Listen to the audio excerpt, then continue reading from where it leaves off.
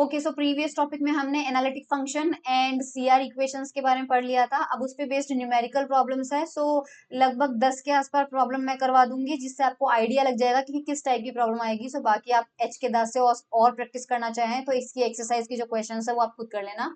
So first question हमारा देखिए, determine whether 1/z, determine whether 1/z is analytic और not. 1/z हमें function given है। सो हमारा w is equal to f of z, जिसे हम लिखते हैं u प्लस आयोटा v, वो 1/z गिवन है। लेकिन हमें एफ जेड को u और v के टर्म्स में लेना है। तो 1/z को हम यहाँ से क्या करेंगे, इस z की जगह हम क्या रख देंगे, x प्लस आयोटा y। उसके बाद यहाँ पे अपन x माइनस आयोटा y से ऊपर और x माइनस आयोटा y से नीचे मल्टीप्लाई करेंगे तो हमें ये फंक्शन मिल जाएगा। ओके, अब हमारे पास में इसको अपन अलग अलग करेंगे तो x upon x square plus y square हो जाएगा, minus iota y upon x square plus y square हो जाएगा। सो ये हमारा u हो जाएगा और ये हमारा v हो जाएगा। v नेगेटिव साइन के साथ में है, सो u और v हमें मिल गया। अब डिफ्रेंसिएशन मैं नहीं करूंगी, यहाँ पे u का x के रेस्पेक्ट में डिफरेंशिएशन किया है कीपिंग y कांस्टेंट, ठीक है। इसी तरह से यहाँ पे u का y के रेस्पेक्ट में डिफरेंशिएशन किया गया है कीपिंग x कांस्टेंट, v का x के रेस्पेक्ट में differentiation keeping y constant, v का y के रेस्पेक्ट में डिफरेंशिएशन कीपिंग x कांस्टेंट। और अपन चेक कर सकते हैं कि ये टर्म और ये टर्म इक्वल आ रही है। सो फर्स्ट कंडीशन सेटिस्फाइड, ये टर्म और ये टर्म इक्वल आ रही है एक्सेप्ट नेगेटिव साइन, तो ये कंडीशन सेकंड सेटिस्फाइड, तो सीआर इक्वेशन सेटिस्फाइड है। सो हमारे पास में एफ जेड जो है वो एनालिटिक है। अब यहाँ पे ध्यान दीजिए, 1/z is analytic everywhere except at z equal to 0, क्योंकि जो फंक्शन है वो 1/z है। अगर हम z को 0 पे पुट कर देते हैं तो ये फंक्शन आपका इन्फिनिटी हो जाता है, और इन्फानाइट जो है वो पॉसिबल नहीं है। इसलिए हमारे पास z इक्वल टू 0 को छोड़ के बाकी पूरे रीजन में फंक्शन एनालिटिक है। इसके बाद हमें डेरिवेटिव निकालना है विच इज -1/z²। अब हम प्रॉब्लम नंबर 2 करते हैं। फंक्शन हमें गिवन है एक्सपोनेंशियल e की power x cos y plus iota sine y, analytic है और डेरिवेटिव निकालना है। तो फंक्शन को u प्लस आयोटा v के टर्म्स में लिखेंगे। सो u को सेपरेट करेंगे, v को सेपरेट करेंगे। अब आप del u by del x निकाल लेना, del v by del y, del u by del y, del v by del x, और चेक कर लो सीआर इक्वेशन सेटिस्फाई हो रही है या नहीं। सेटिस्फाई हो रही है, ठीक है। हमें इसका डेरिवेटिव करना है, तो डेरिवेटिव के लिए हमें क्या चाहिए, I told you in last lecture की मैं डेरिवेटिव के लिए ये फंक्शन यूज करूंगी, ये equation del u by del x plus iota del v by del x. So del u by del x आपने कैलकुलेट किया हुआ है और del v by del x भी कैलकुलेट किया हुआ है। सो हमारे पास में del u by del x ये था और del v by del x ये था। एफ जेड के एक्सप्रेशन में हम यहाँ पर वैल्यू रखेंगे, एक्सपोनेंशियल एक्स कॉमन लिया, cos y plus iota sine y जो होता है वो ई की पावर आयोटा वाई हो जाएगा। सो ई की power x plus iota y या e raise to power z. So ये इसका डेरिवेटिव होगा, ठीक है। प्रॉब्लम नंबर 3, हमें चेक करना है फंक्शन है साइन जेड, इसकी ये एनालिटिक है या नहीं और इसका डेरिवेटिव निकालना है। तो फंक्शन साइन जेड में है तो हमें u और v में सेपरेट करना पड़ेगा। तो sine x plus iota y हो जाएगा, फिर साइन a प्लस बी का फॉर्मूला लगाया, sine a cos b plus cos a sine b. अब हमारी प्रॉब्लम है कि कॉस आयोटा वाई और साइन आयोटा वाई को कैसे डिफ्रेंशिएट करें, और ये इनका फॉर्मूला थोड़ा सा रिवाइज करना पड़ेगा। तो राइट हैंड साइड में देखिए, कॉस हाइपरबोलिक x का फॉर्मूला आप जानते हैं, साइन हाइपरबोलिक x का फॉर्मूला आप जानते हैं, सिंपल कॉस x का फॉर्मूला आप जानते हैं, सिंपल साइन x का फॉर्मूला आप जानते हैं। इक्वेशन 1 में cos hyperbolic function, cos hyperbolic x अगर ये है तो हम कॉस हाइपरबोलिक आयोटा x निकालना चाहें तो इस इक्वेशन में x को रिप्लेस करना है आयोटा x से। सो हमें क्या मिल जाएगा, कॉस हाइपरबोलिक x मिल जाएगा। सो कॉस हाइपरबोलिक x के लिए इक्वेशन नंबर 1 में x को रिप्लेस करना है आयोटा x से, तो वो आ रहा है हमारे पास ये। और अगर हम ध्यान से देखें तो ये किसका एक्सप्रेशन है, कॉस x का। सो हमें यहाँ से ये पता चल गया कि कॉस हाइपरबोलिक आयोटा x जो होता है वो कॉस x के इक्वल है, ठीक है। अब इक्वेशन 3 में cos x की वैल्यू देखो, cos x जो आता है वो हमारे पास ये आ रहा है। अगर cos x की वैल्यू हमें पता है और मुझे cos आयोटा x निकालना है तो राइट हैंड साइड में जहां पर x है वहां पर आयोटा x रखेंगे तो हमें ये एक्सप्रेशन मिल जाएगा। इसमें e रेस टू पावर में आयोटा 2 बार आ रहा है तो आयोटा का स्क्वायर हो जाएगा, उसको सॉल्व करेंगे तो ये फंक्शन आ जाएगा और ये फंक्शन है cos हाइपरबोलिक x। सो यहाँ से हमें मिल रहा है कि cos आयोटा x जो है वो किसके इक्वल आता है, कॉस हाइपरबोलिक एक्स के equal. Similarly sign iota x जो है वो इक्वेशन नंबर 4 से निकालेंगे। इक्वेशन नंबर 4 से देखिए साइन एक्स में हमारे पास में एक्स को अगर मैं आयोटा एक्स से रिप्लेस कर दूं तो हमारे पास ये वाला एक्सप्रेशन आएगा, और इसमें आयोटा नीचे जो है उसको ऊपर ले लो तो हमें मिल रहा है आयोटा साइन हाइपरबोलिक एक्स, जो कि किसके इक्वल आ रहा है, साइन आयोटा एक्स के। सो रिजल्ट हमें क्या मिल रहा है कि अगर हमें साइन आयोटा वाई निकालना पड़ा तो वो होगा आयोटा साइन हाइपरबोलिक वाई, और कॉस आयोटा वाई निकालना होगा तो वो होगा कॉस हाइपरबोलिक वाई। ठीक है, सो हमारा जो ऊपर वाला एक्सप्रेशन था उसमें फर्स्ट फंक्शन था साइन एक्स, सेकेंड फंक्शन था cos iota y. Cos iota y की जगह हमने लिखा कॉस हाइपरबोलिक वाई, और सेकेंड टर्म में हमारे पास था cos x and sine iota x. Sine iota x की जगह हमने लिखा है iota sine hyperbolic y. So u हमारा अब ये हो गया और वी हमारा ये हो गया। अब del u by del x, del u by del y, del v by del x, del v by del y आप निकाल लेना, और आप देखेंगे कि सीआर इक्वेशन सेटिस्फाई हो जाएगी और हमें फिर इसका डिफरेंशिएशन करना है। सो साइन जेड का करना है, साइन जेड हमने लिख लिया यू और वी के टर्म में, तो हमें क्या करना पड़ेगा, एफ प्राइम जेड का फॉर्मूला लगाना पड़ेगा। एफ प्राइम जेड का फॉर्मूला होता है del u upon del x plus iota del v upon del x. So del u by del x आपने निकाला है और del v by del x आपने निकाला है, वो वैल्यू आप पुट कर दीजिए, पुट करने से आपको ये मिल जाएगा, डायरेक्टली बता रही हूँ, और इसको इस फॉर्म में लिख लीजिए। और cos A cos B minus iota, cos A cos B minus sine A sine B होता है cos A plus B, so cos z हमारे पास आ गया। ठीक है, नेक्स्ट चलते हैं प्रॉब्लम नंबर 4 पे। हमें फंक्शन गिवन है log z, और हमें ये चेक करना है कि सीआर इक्वेशन सेटिस्फाई होती है या नहीं when z is not zero, और इसका डेरिवेटिव। तो सबसे पहले क्योंकि log में दे रखा है, जब भी log में आपको फंक्शन दिया हो तो कार्टेशियन फॉर्म के साथ में स्टार्ट मत कीजिए, इसकी एक्सपोनेंशियल फॉर्म लीजिए। तो एक्सपोनेंशियल फॉर्म में डायरेक्टली लिख रही हूँ कि हमारे पास में जो log z है उसको हम लिख सकते हैं log, और z को हम लिख सकते हैं r e की पावर i थीटा, ये एक्सपोनेंशियल फॉर्म है। इसको हम क्या लिख सकते हैं, log r plus log exponential iota theta. ये तो एज इट इज रहने दो, log और एक्सपोनेंशियल कैंसिल आउट कर देते हैं एक दूसरे को, तो यहाँ पे क्या आ जाएगा प्लस का आई थीटा, तो log r plus i theta, जो कि डायरेक्टली यहाँ तक पहुंच गए, log r plus i theta. अब r हमारे पास क्या होता है, root of x square plus y square, तो यहाँ पे रख दिया, और थीटा होता है tan inverse y by x, जो कि यहाँ पे रख दिया। अब अलग अलग हो गए, ये u हो गया और ये v हो गया, सो u हमें मिल चुका है, ये एक्चुअली रूट है, इसका मतलब पावर 1/2 है, log की प्रॉपर्टी से 1/2 बाहर आ जाएगा, तो हमें u ये मिल जाएगा, और v हमने एज इट इज निकाल लिया है। अब इनका जो डिफ्रेंसिएशन है वो आप खुद कर लेना, u by x v by y, और चेक कर लेना ये इक्वल आ जाएंगे, u बाय वाई और v बाय एक्स, ये देख लेना, और ये आप खुद निकाल लेना, ये सीआर इक्वेशन सेटिस्फाई हो जाएगी।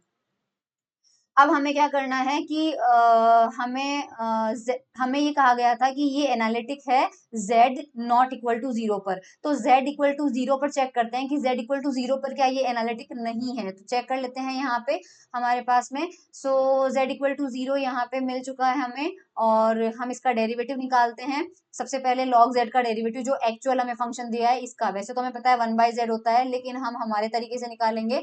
सो हमारा तरीका कौन सा होता है, एफ प्राइम जेड का एक्सप्रेशन ये देखो, del u by del x plus iota del v by del x, ये आपका del u by del x था, चेक कर लेना वीडियो बैक करके, और ये del v by del x था। इसको सॉल्व करेंगे, नीचे x square plus y square को हम अलग अलग कर देंगे, ये इससे कैंसिल आउट हो जाएगा, 1/x plus iota y which is 1/z, ये रिक्वायर्ड डेरिवेटिव हमें मिल गया है। और z not equal to zero पे, ये z इक्वल टू जीरो पे नहीं होगा क्योंकि इसका डेरिवेटिव 1/z मिलेगा, और अगर z इक्वल टू जीरो कर देंगे तो ये इन्फिनिटी को अप्रोच कर जाएगा, तो डिफरेंशिएबल नहीं है z इक्वल टू जीरो पे, और अगर डिफरेंशिएबल नहीं है तो ये एनालिटिक भी नहीं होगा।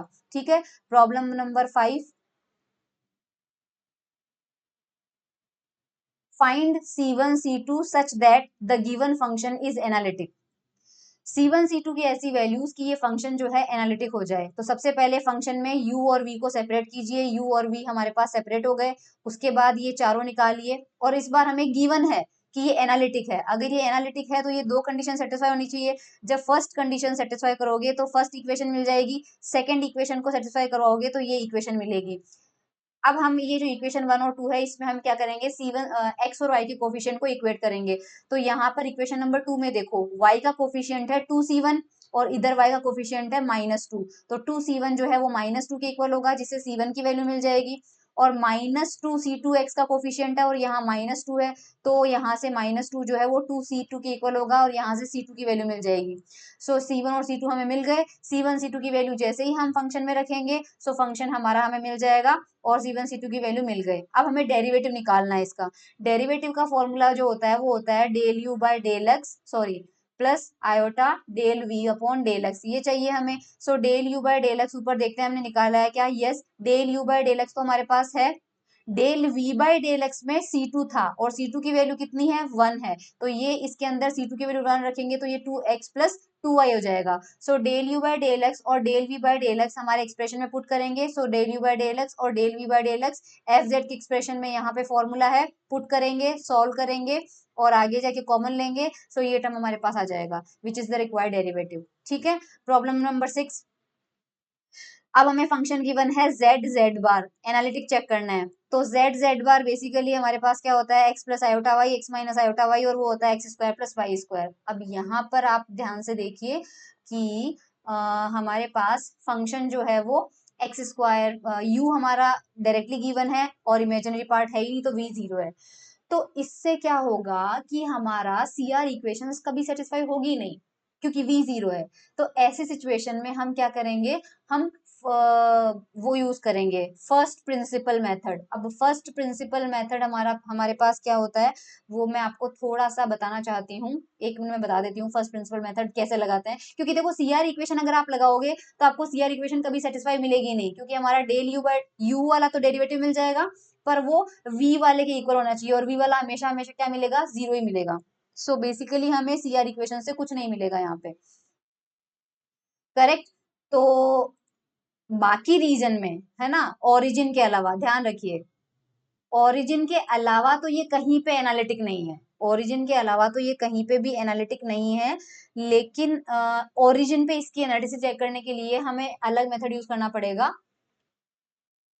देखो फर्स्ट प्रिंसिपल मेथड से डेरिवेटिव निकाला जाता है। सो इसका जनरल एक्सप्रेशन जो मैथमेटिक्स में आप गूगल करेंगे फर्स्ट प्रिंसिपल मेथड क्या होता है तो वो आपको ये दिखाएगा। एफ प्राइम एक्स जो होता है डेरिवेटिव फाइंड आउट करने के लिए उसका फॉर्मूला होता है लिमिट, ओके आपको ये मेरे उसमें ना दिख जाएगी, मेरे फोटो के पीछे ना छुप जाए। F prime h tends to 0, h एक बहुत छोटा नंबर होता है और हम करते हैं F of x plus H minus F of 0 divided by h. ये फॉर्मूला होता है फर्स्ट प्रिंसिपल मेथड में डेरिवेटिव फाइंड आउट करने का। लेकिन अगर हमारे फंक्शन में एक्स और वाई दोनों हैं तो ध्यान रखिए दोनों जब होते हैं तो हम कैसे करते हैं, दोनों करते टाइम पे क्या करते हैं, अगर हमें del f by del x निकालना है सो उसके लिए हम क्या करते हैं, limit x tends to 0 f of x plus h. हम जब x के रेस्पेक्ट में करते हैं तो हम x में h को ऐड करते हैं, y को हम टच भी नहीं करते हैं, माइनस जो हमारा एक्चुअल फंक्शन होता है एक्स वाई का वो लेते हैं और डिवाइड करते हैं h से। इसी तरह से del f upon del y का फॉर्मूला होता है लिमिट y टेंस टू 0, हमारे सॉरी h टेंस टू 0 हो जाता है। लेकिन y के अंदर हम क्या करते हैं, x को एज इट इज रखते हैं और y प्लस h करते हैं, minus function x y as it is आ जाएगा and divided by H.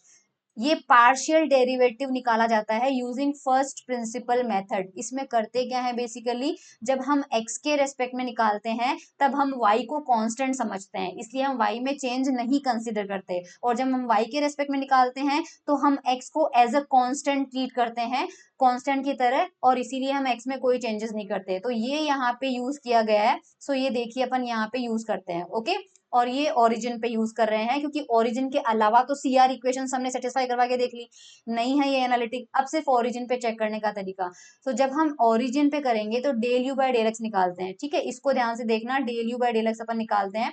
So limit h tends to 0 होगा, जो u है वो हमारा एक्स वाई का फंक्शन है, पर क्योंकि अभी अपन x के रेस्पेक्ट में कर रहे हैं तो हम x के अंदर तो ऐड करेंगे, और क्योंकि अपन ओरिजिन के आसपास देख रहे हैं तो ओरिजिन पे ये 0 होता है और ये 0 होता है। तो हमारा जब जो हमें लेना पड़ेगा वो हमें u x प्लस एच होता है, तो ओरिजिन के पास में लेना पड़ेगा तो 0 प्लस एच हो जाएगा और y हमारा 0 ही रहेगा, ठीक है, माइनस u एक्चुअल ओरिजिन पे जो फंक्शन होगा, और डिवाइड किससे करेंगे, h से करेंगे। तो यहाँ पर ये टर्म लिखी हुई है, करेक्ट। अब हमें क्या करना है, अब हमें u जो है वो निकालना पड़ेगा 0 प्लस एच और 0 पे। तो u हमारा कितना है, देखो x square plus y square है, सो u निकालो, u निकालेंगे और x की जगह रखेंगे 0 प्लस एच, तो 0 प्लस एच का स्क्वायर प्लस y कितना है 0 का स्क्वायर। ठीक है, ये निकालेंगे तो कितना मिल जाएगा आपको, एच स्क्वायर मिलेगा। तो एच स्क्वायर आ गया, और डिवाइड किससे करना है, एच से करना है, तो एच से एक पावर कैंसिल हो जाएगी और हमें इसका आंसर मिल रहा है लिमिट एच टेंस टू 0 साथ में एच। अब बिकॉज एच टेंस टू 0 है तो आंसर क्या आ रहा है, राइट हैंड साइड में 0। इसी तरह से अब देखो del u by del y निकालते हैं। जब y के रेस्पेक्ट में करना था तो मैंने कहा था कि x को अपन एज इट इज छोड़ेंगे और y में एडिशन करेंगे, तो y 0 प्लस h करना है, बट क्योंकि यहाँ पे h को हमने x के साथ ले लिया तो कोई दूसरा अल्फाबेट ले लेते हैं, तो k ले लेते हैं। तो लिमिट k टेंस टू 0 लिखी हुई है यहाँ पे, u 0 कॉमा 0 प्लस k और minus u 0 0 divided by k।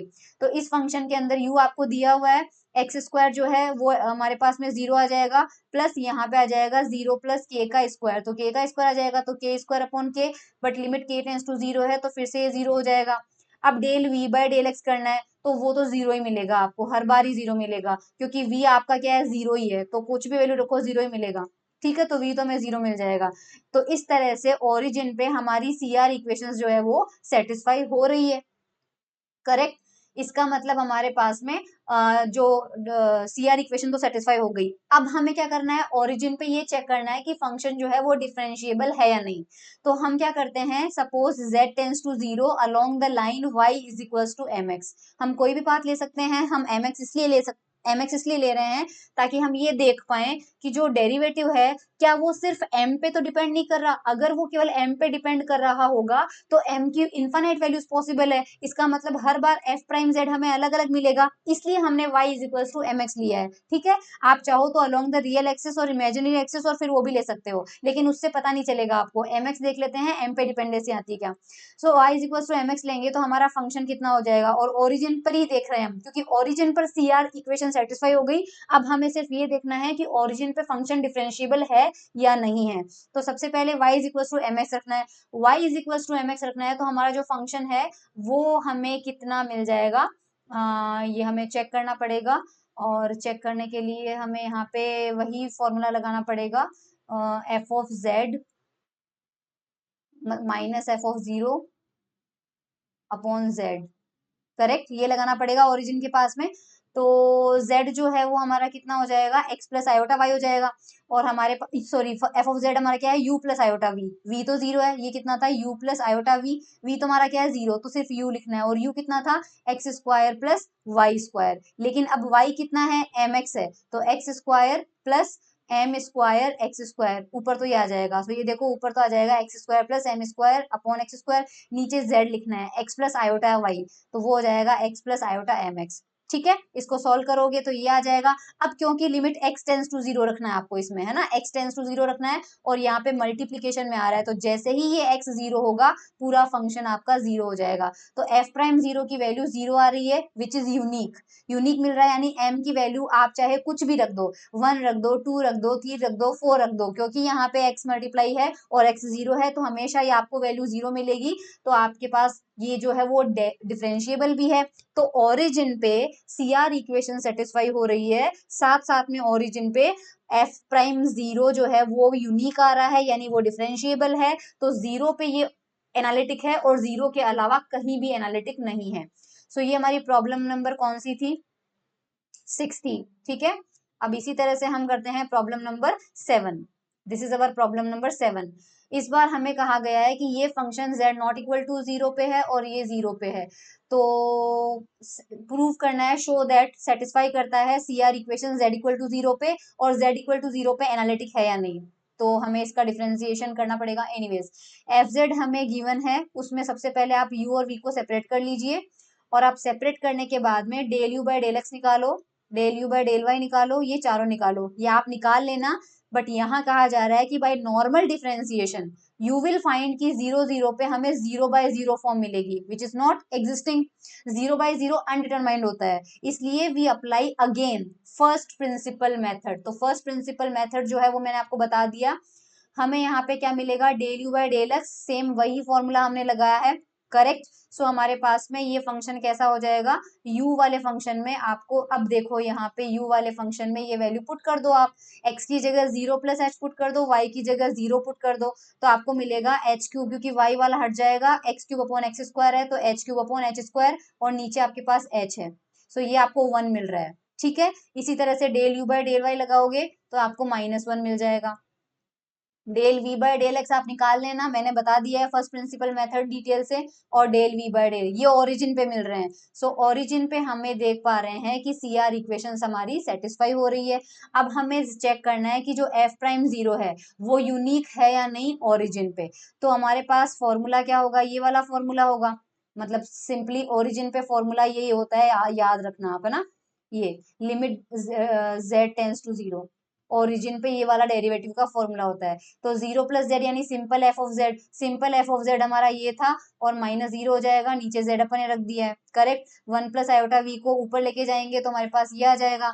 अब सपोज जेड टेंस टू, हम दो पाथ लेंगे, एक तो y इक्वल टू एक्स के अलोंग लेते हैं, तो सबसे पहले y इक्वल टू एक्स के अलोंग लेंगे, तो ये जहां जहां पर y है वहां वहां x रख दो, तो ये फंक्शन आपके आएगा, इसको सॉल्व कर लेना, you will get 1/2 1 plus iota. फिर दूसरा है कि मान लीजिए y इक्वल टू 0 पाथ लेते हैं, तो जो फंक्शन ऊपर है उसमें y equal to 0 put put करेंगे तो आपके पास मिलेगा 1 प्लस आयोटा। यानी ये पाथ 1 और पाथ 2 के अलोंग f प्राइम 0 की डिफरेंट डिफरेंट वैल्यूज आ रही है, तो यूनिक नहीं है, इसका मतलब फंक्शन डिफरेंशिएबल नहीं है। तो आपकी एक कंडीशन सेटिस्फाई हुई है, CR इक्वेशन तो आपकी सेटिस्फाई हो गई, लेकिन फंक्शन डिफरेंशिएबल नहीं आया, इसका मतलब फंक्शन एनालिटिक नहीं है। तो ध्यान रखना, एनालिटिक होने के लिए सिर्फ CR इक्वेशन सेटिस्फाई होना जरूरी नहीं है, फंक्शन डिफरेंशिएबल भी होना चाहिए, और उस डेरिवेटिव की हर जगह वैल्यू यूनिक होनी चाहिए। प्रॉब्लम नंबर हमारे पास अब कौन से आ गए, ये हमने प्रॉब्लम कौन सा किया था, 7, राइट। नाउ प्रॉब्लम नंबर 8 करते हैं।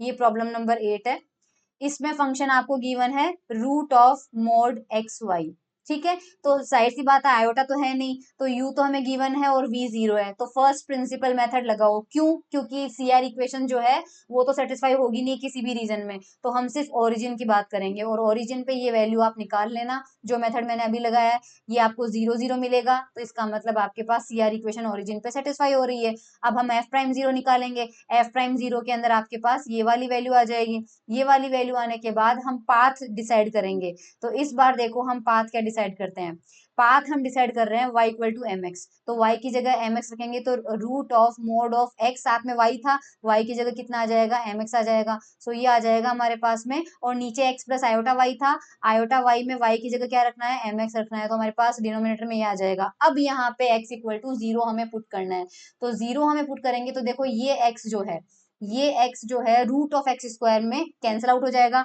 और आपके पास जो फंक्शन आ रहा है वो x में नहीं आ रहा है, राइट हैंड साइड में आपके पास लिमिट x टेंस टू 0 है, यानी हम x को 0 करेंगे तो भी आपके पास लिमिट में जो राइट हैंड साइड में मिल रहा है वो क्या मिल रहा है, root of mod of m upon 1 plus iota m, यानी यहाँ पे x आ नहीं रहा है। इससे पहले एक क्वेश्चन किया था जिसमें मल्टीप्लीकेशन में x था, और क्योंकि वो x 0 हो रहा था इसलिए फंक्शन की हर बार वैल्यू कितनी आ रही थी, 0 आ रही थी।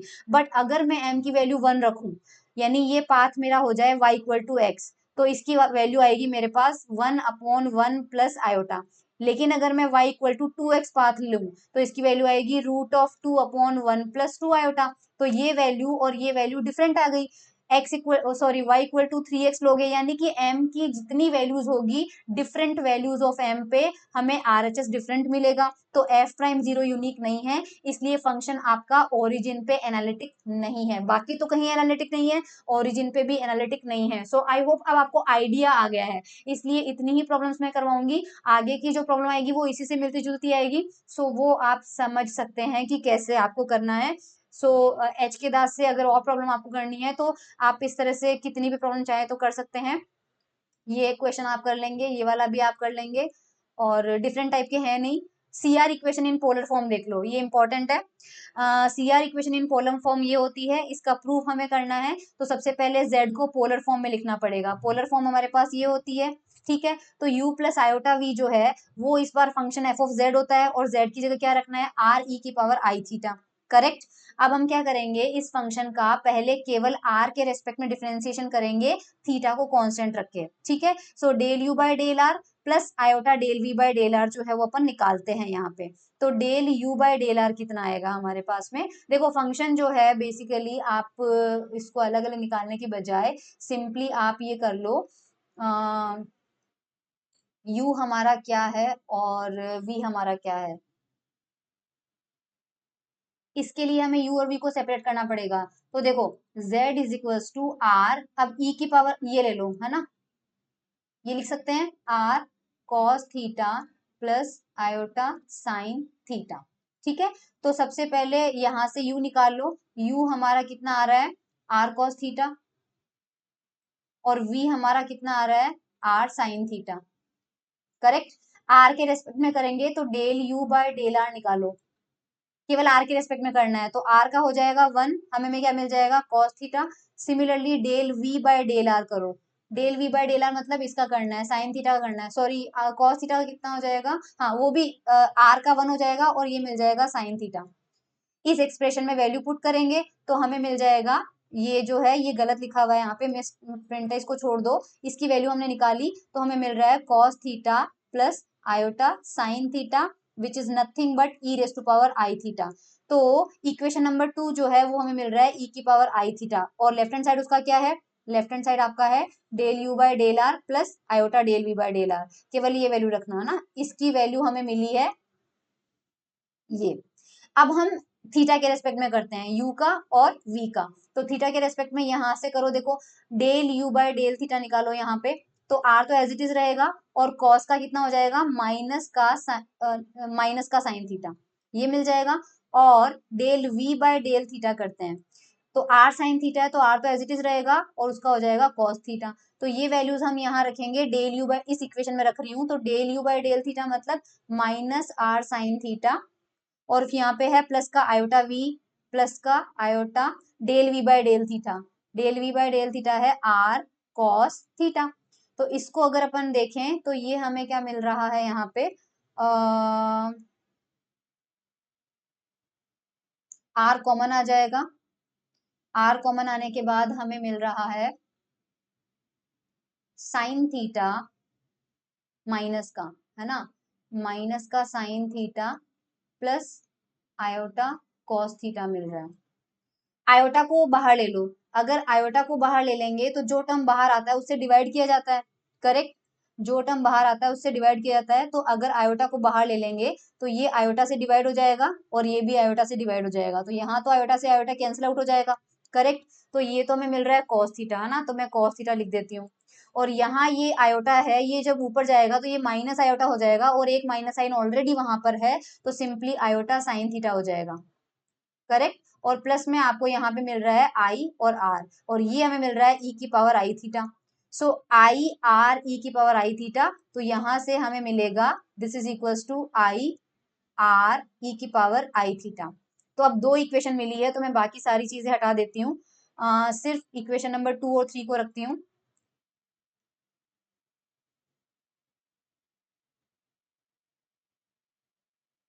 इक्वेशन नंबर 2 का रिजल्ट हमें मिला था और इक्वेशन नंबर 3 का रिजल्ट हमें मिला था, बस केवल वो रखना है, ठीक है, इसको भी हटा देते हैं, ये ई की पावर आई थीटा लिख देते हैं यहाँ पे। सो ये तो मिल रहा है ई की पावर आई थीटा, और ये मिल रहा है आई आर ई की पावर आई थीटा। अब इक्वेशन थ्री के अंदर आई और आर तो रहने देते हैं, और ई की पावर आई थीटा की जो वैल्यू है वो यहां से लिख देते हैं। सो ये वैल्यू कितनी आ जाएगी, del u upon del r plus iota del v upon del r, correct. Equation 2 से एक्सपोनेंशियल आयोटा थीटा की वैल्यू उठा के मैंने इक्वेशन 3 में पुट कर दिया। अब ये जो इक्वेशन है इसमें हमारे पास में LHS और RHS, देखो लेफ्ट हैंड साइड में हमारे पास में है ये, और RHS में है हमारे पास में ये, और ये दोनों इक्वेट करना है, तो रियल और इमेजिनरी पार्ट को इक्वेट करेंगे अपन, और कुछ नहीं करेंगे, तो ये देखो यहाँ से इक्वेट कर दिया है, ओके, और रियल और इमेजिनरी पार्ट को आप इक्वेट कर, इसको थोड़ा सा रीअरेंज करके रियल और इमेजिनरी पार्ट को इक्वेट करेंगे। So these are the CR equation in polar form, ये भी आपके पास एग्जाम में आ सकता है।